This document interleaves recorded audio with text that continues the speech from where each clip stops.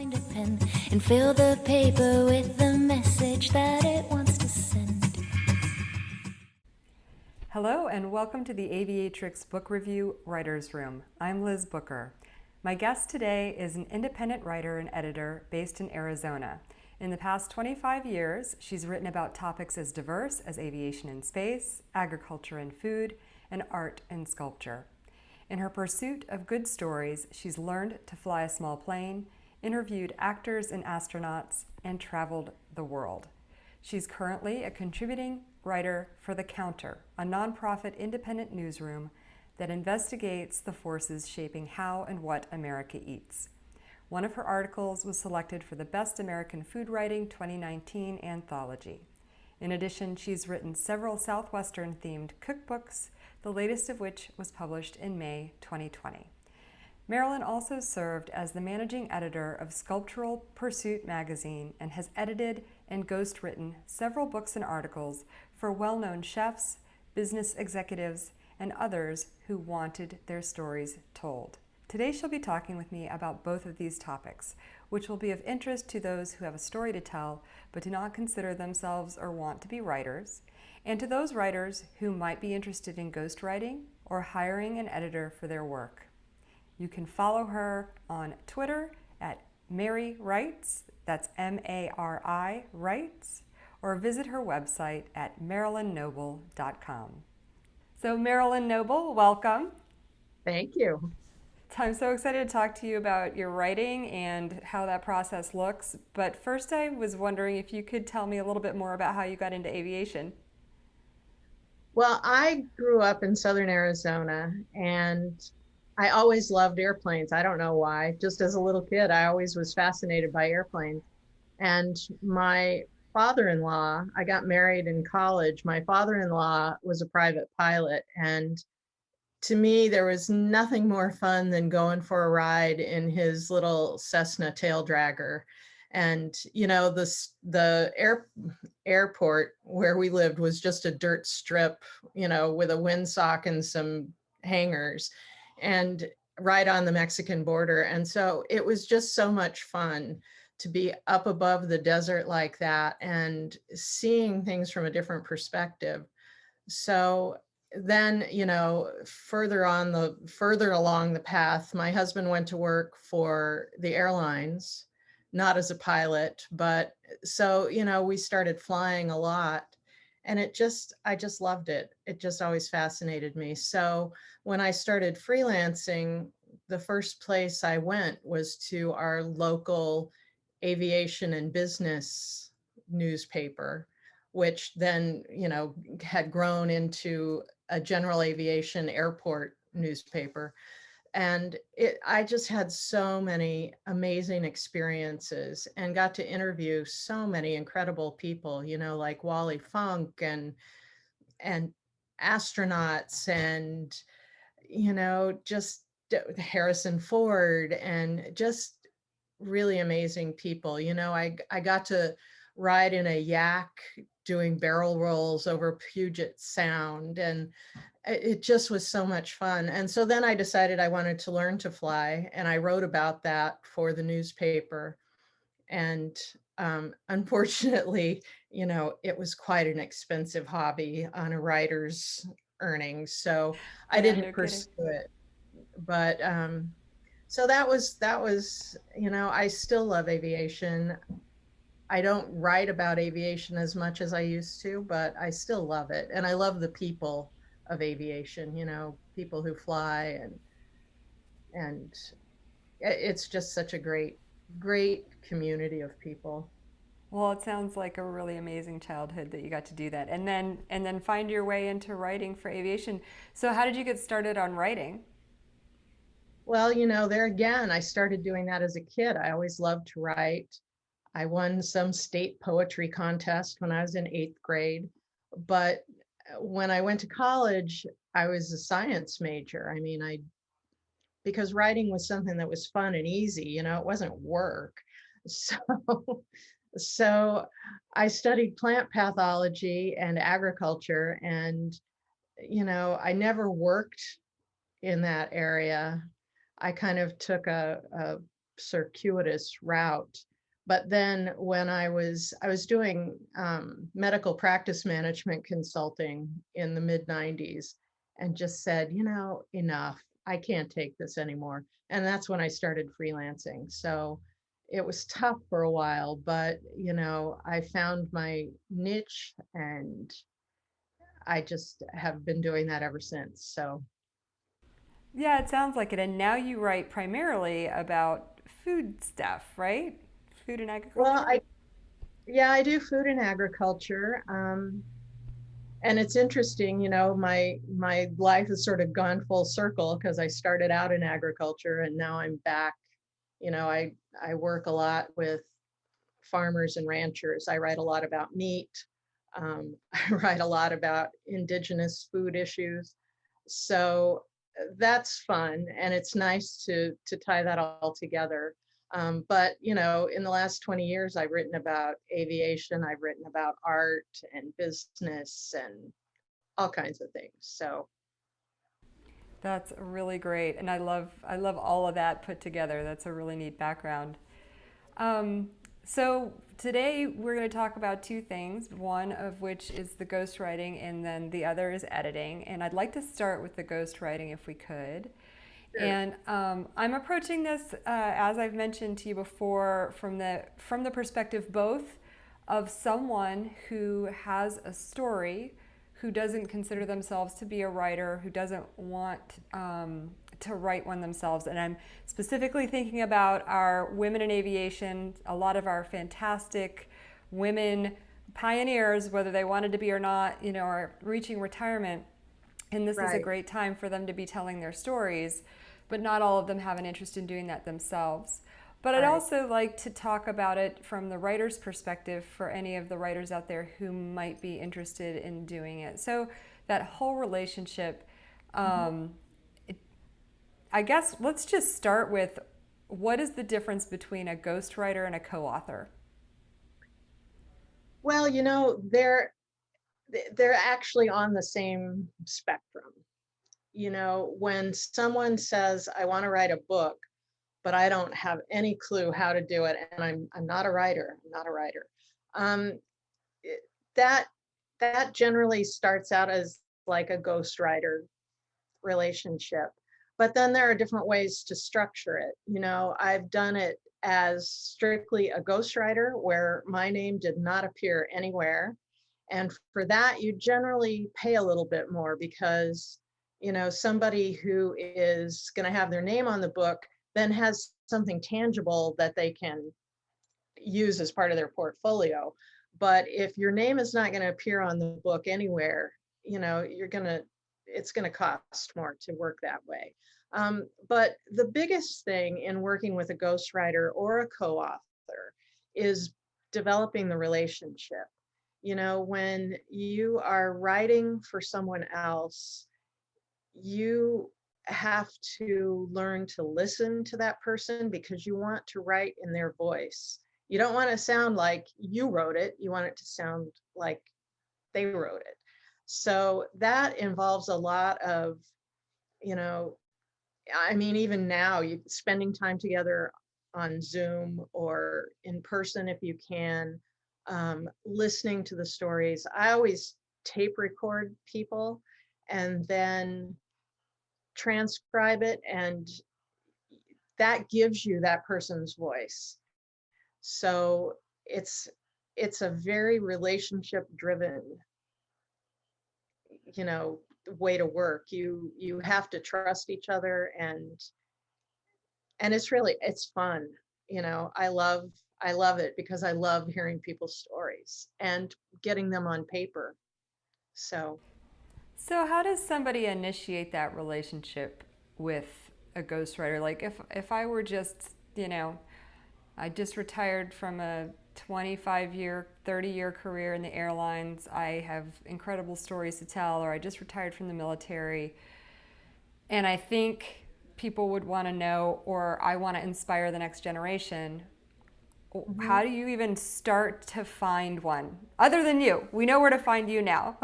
But like how does that start, and then how does that relationship get established? Well, I have my ghostwriting clients have always come to me by word of mouth.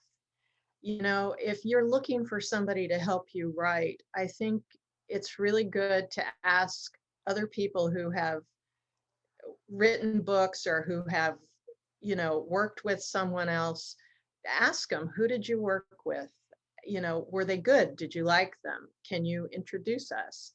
And then building the relationship involves a lot of talking to each other, determining a timeline for the project, because most ghostwriters are pretty busy and, they don't really have time to string something along for years. You should have a pretty good idea of what it is you want to do before you start trying to work with a ghostwriter, because that you want it to be a finite thing. You don't want this person to be in your life forever. so I think that's the most important thing. Word of mouth is so powerful. And then having some idea in mind of the story that you want to tell, the book that you want to write, whether it's a memoir, an autobiography, and those two things are different, or, Can you personal. talk about that really quickly? What's the difference between an autobiography and a memoir? An autobiography is something that is pretty much the story of your entire life. So, it starts when you're young and it goes up to where you are now. Memoir tends to deal more specifically with a theme in your life, um, events that have happened in your life. So, I mean, I would guess for most women who have been flying, commercially or privately or in the military, you've got a set of things that have happened to you, and that's going to shape what you talk about.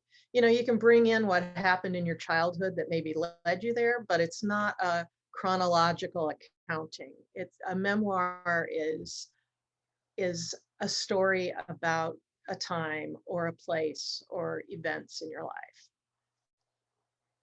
What's the best way that somebody who is considering doing this could prepare themselves for that relationship? I mean, you've talked about knowing the story that you want to tell, but who has been the best prepared client that's come to you, and what made it easy for you? Well, a lot of people will actually start writing, and, they'll come to me and say, here, I've started this and I just don't know what I'm doing with it. And a lot of times that's where the relationship starts, because then I can kind of help them craft that story. But if you're not there yet, and if you're still thinking, oh, I should tell my story, um, you need to get in your head or even on paper what that story is. And I highly recommend Natalie Goldberg. She is an amazing writing teacher. And So say the name of that book for anybody who might be listening on podcast. okay, this book is called Old Friend from Far Away. She's written several. Writing Down the Bones is another of hers. Yeah, I'm familiar with Um, that one. and you can see how much I use them because I've got sticky notes all over in them. And what these books do is she has a unique approach to getting your thoughts on paper. And that is that first you just sit quietly, meditate, breathe, whatever, for a few minutes. And then she has prompts. And the prompts are everything from I remember, and then you take it from there, to tell me about ice cream. And so you write for 10 minutes on one of those prompts, and then you stop. And what happens, at least for me, and for most of the people I know who use her work as a tool, those prompts, like, tell me everything you know about ice cream. Okay, well, you can start out writing about ice cream, but then you end up going, and I remember a time when this happened. And it really helps you pull the stories out. because, we all have them. They're all in us. And we think, oh, I'm going to tell this story one day. But, so much stuff gets buried in your head. So if you can start pulling that out, and it doesn't matter if you can write, you just sit down for 10 minutes with paper and pen and let your hand move across the paper. And, it doesn't matter if it's good or bad. It's not either of those. It just is what's coming out of your brain. And those kind of brain dumps, I think, are really valuable tools when you're writing memoir, because there are so many things you don't remember in your conscious. They're buried deep in there. And if you pull them out, all of those little stories, those details, those nuances just make such a rich book. So, how long does the typical process take with you? It depends. I've worked on books for 6 months. I've worked on books for 2 years.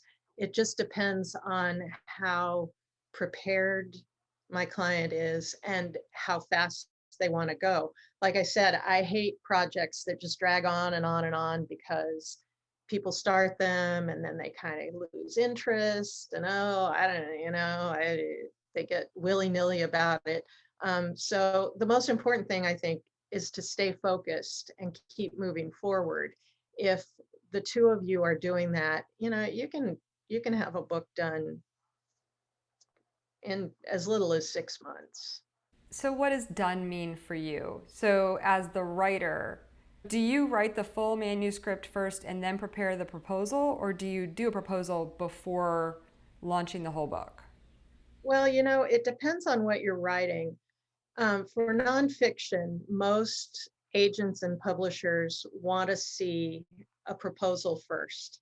And the proposal is a synopsis of the book, an analysis of what other books are out there that are like yours, why yours is important, and why you're the person to tell the story.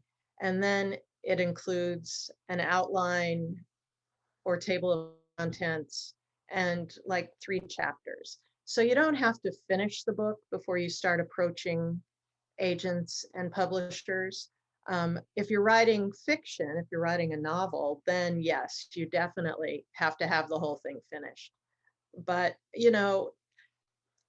in this day and age, if you want to write a proposal and go that route, you certainly can. But, it's so easy to self-publish that a lot of people just, they set aside a budget and they hire somebody like me to either, ghostwrite, co-author, or edit, and then they finish the publishing process themselves.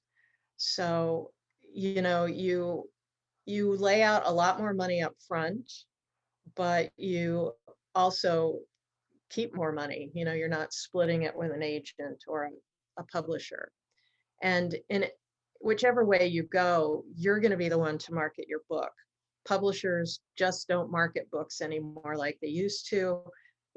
Publishers paying for you to go on a speaking tour, it doesn't happen. But you can do all that yourself. So Yeah, so that's a recurring theme yeah, with all the folks, all the writers that I talk to about the publicity. And so, you know, that's something for someone who has a story to tell to also consider, is that, if you know your story is important and you want it out there, then you have to be willing to put yourself out there once you publish this book. absolutely. Yeah. Absolutely. Because, even if you've got a ghostwriter or a co-author, that person is not the main draw. It's your story. So you have to be willing to get out and talk about it.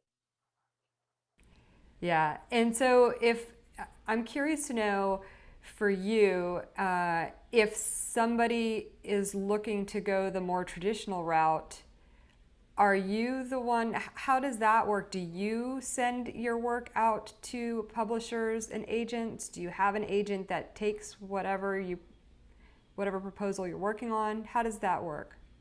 No, so I can help craft the proposal, and I've done lots of them. And then, you know, we generally would work together to find agents. Again, talking to people who have gone that route with a similar book, ask them, who's your agent? Or go through books, go to the library and pull out stories that are similar to yours and see who the agents are. And then it's just a matter of writing lots of cover letters and sending out lots of proposals and not hearing from people. And, it's a long process. I mean, it can take lots of rejection letters or just being totally ignored, which is the case mostly these days, before you land an agent. But, the thing about it is once you do that, then your agent is going to take it to the appropriate publishers. So, it's a long process. It can be a demoralizing process. But, if you're a woman in aviation, you're used to that. So That's been horrible. demoralized before. So, That's it's true. Yeah. it's not an easy process, but if you believe in the story you want to tell, then it's you just keep going. You just keep doing it. So, So we talked a little bit about the difference between co-authors and ghostwriters. Um, are you willing to talk a little bit about contracts and how those work for the two? And also, the difference between a ghostwriter getting paid up front and then receiving royalties as a co-author and those kinds of things. What both the subject should be thinking about getting into those relationships and then what a writer should be thinking about on their side. sure. Um, there are lots of ways to structure the contract and the relationship itself. Most of the ghostwriters that I know prefer not to do a royalty arrangement just because that's completely out of your control. So, like for myself, I tend to work on a kind of a hybrid retainer basis. So, somebody would pay me part when we get started, and then as we meet certain benchmarks in the process, then I would invoice and more money would be due. And then when the final product is delivered, that's when the final payment is made. So there's really not much risk for either party. As we do it, we get paid and we stay even that way. Um, if you want to put my name on a book, that's great. I, that will probably cost you less up front, but you know, there again, I'm giving control to you because I don't know how you're going to market the book. So, it may do me good, it may not. But still, if my name is on the cover as a co-author, then yes, I can structure the arrangement differently. Um, but the thing with royalty arrangements is that, if it takes 2 or 3 years to find an agent and a publisher and get the book out there, then I've done the work and I've moved on, but I haven't seen any money from it yet because I'm still waiting on royalties. So, it just depends really on the two people involved and how they want to work. But, that's most of the ghostwriters I know prefer to work on a project basis. So, Okay. What should, for people who are looking for a ghostwriter or a co author, what should they look out for or be careful about? well, you want someone who is going to listen. That's the most important thing a ghostwriter does, I think, is listen, because I can't tell your stories if I'm already formulating what the story should be in my head. So I want to listen to you and then translate what you're saying into written words that still are your story. it's hard sometimes as a ghostwriter, you have to completely remove yourself from this story because it's not your story. And, setting your ego aside can be difficult. So if you talk to someone who starts telling you what the story should be, how it should be, you know, and has a lot of ego invested in it, that's something to be careful of because you don't want the ghostwriter to, even if your name is going on it, or especially if your name is going on it, you don't want it to be the ghostwriter's story. You want it to be yours. What else should I ask you about ghostwriting?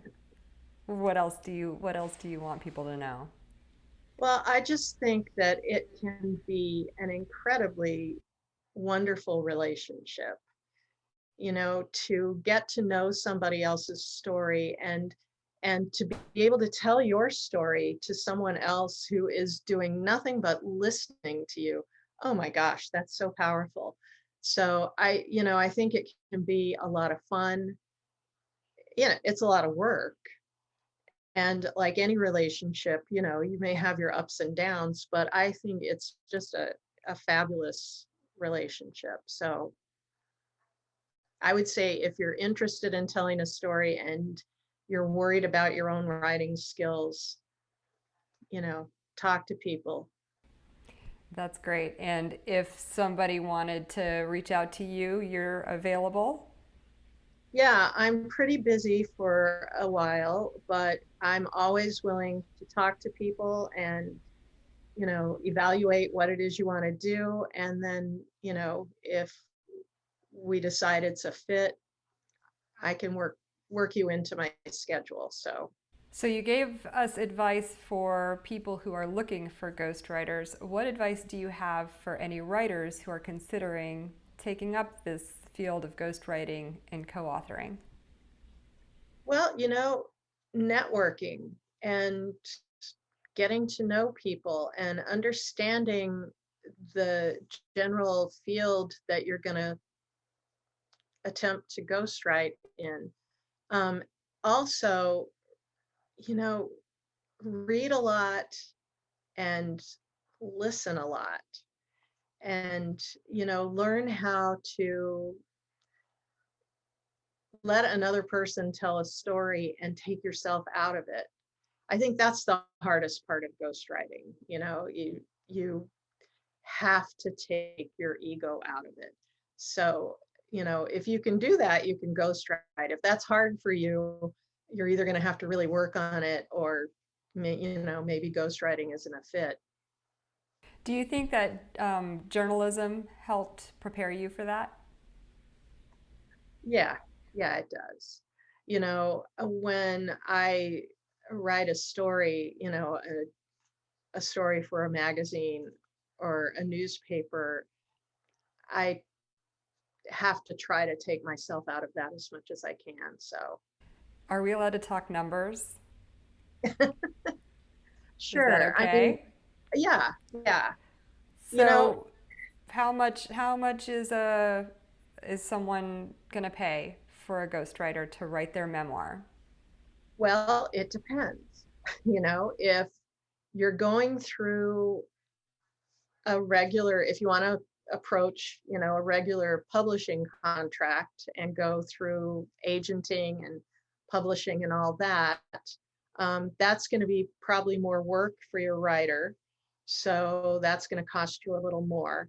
It depends on the length of the story. It depends on how much you want to participate in the writing.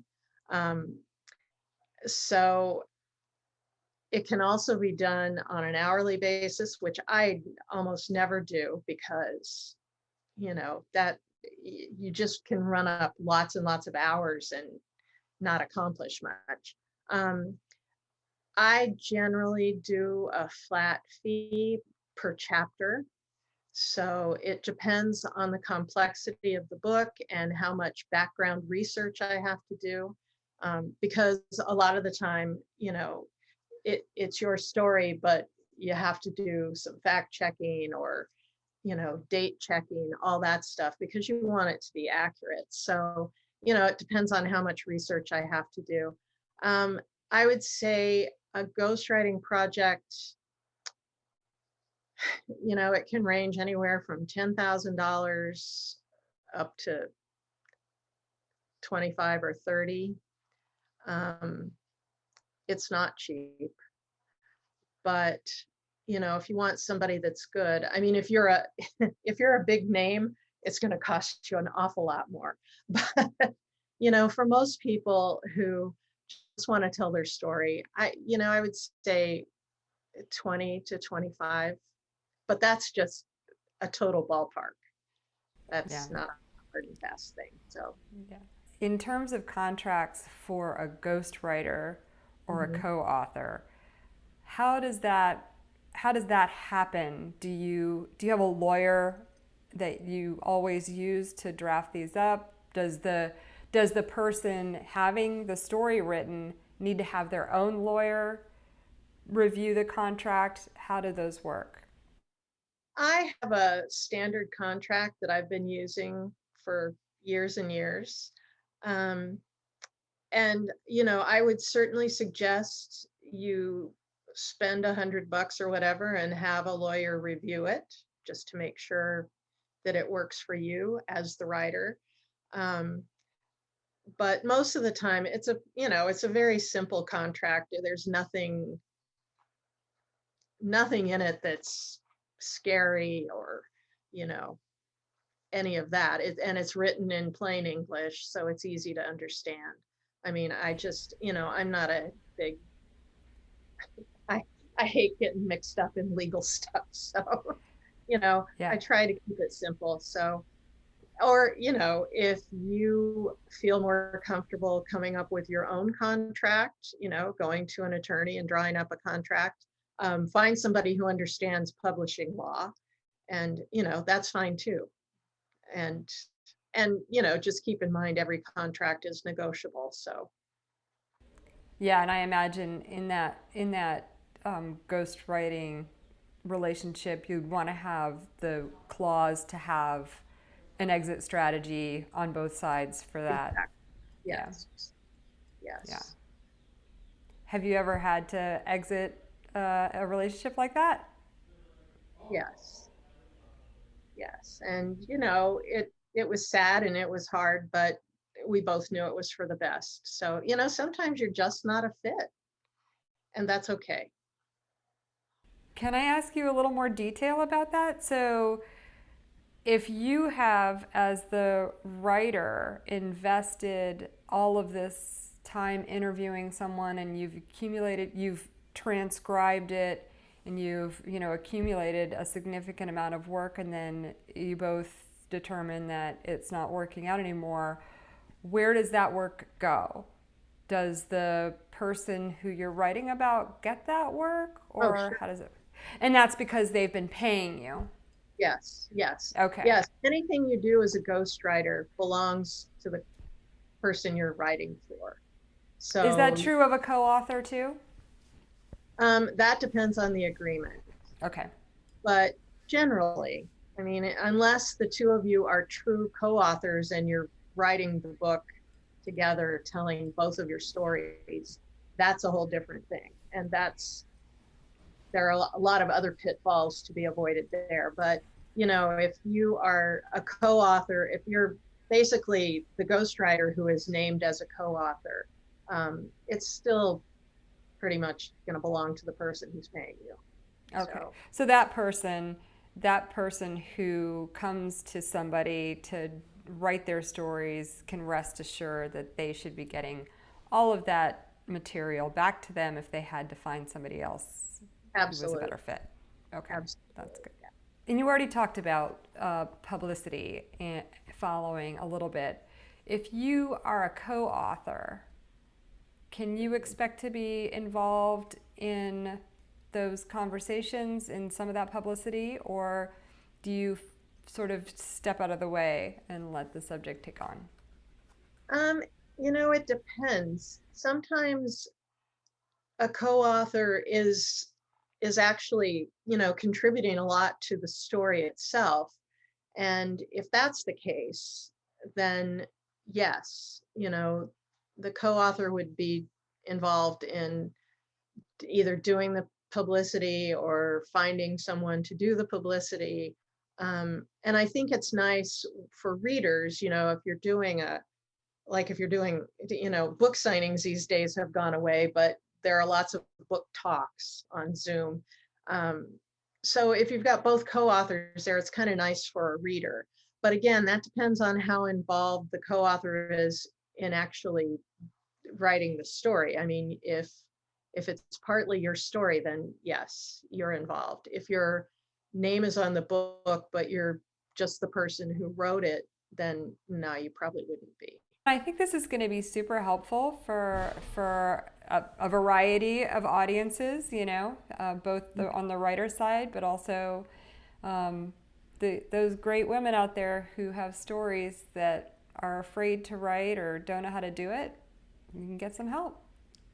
Yeah, I mean, I think that's the biggest thing. If you have a story to tell, don't be afraid to tell it. And if you need help telling it, don't be afraid, because there are people like me out there who love to do that. I get so much satisfaction out of helping tell somebody's story, because I just think, to me, stories are life. And so the more people who tell their stories, the better the world gets.